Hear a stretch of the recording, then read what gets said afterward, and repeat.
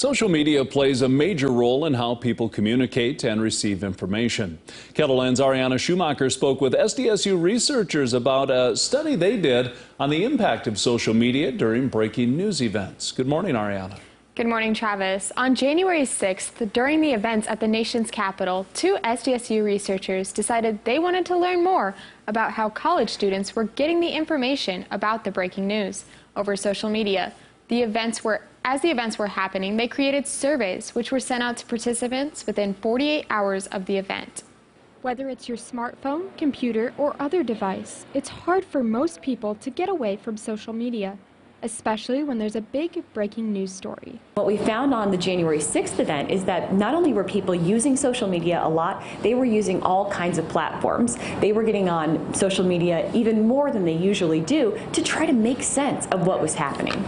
The study found that people who used more social media platforms on that day were more likely to experience cognitive preoccupation with breaking news, which led to more compulsive social media use.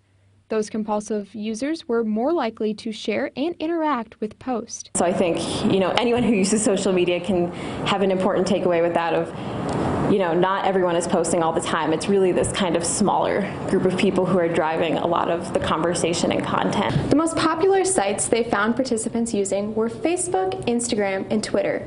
And I think that's a combination of both people who are socializing, but then also staying on those platforms to information seek and information share. They are hoping this study helps others to understand more about their social media use and where that content is coming from.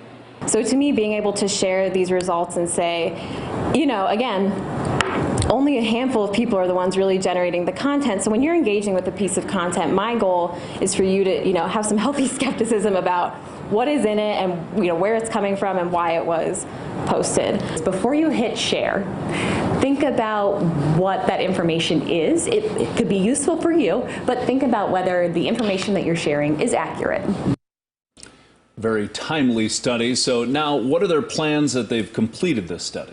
Well, they conducted a follow-up story kind of in the same format around July 4th, and they haven't had time to explore that data yet, but they plan to do more studies quite like this in the future.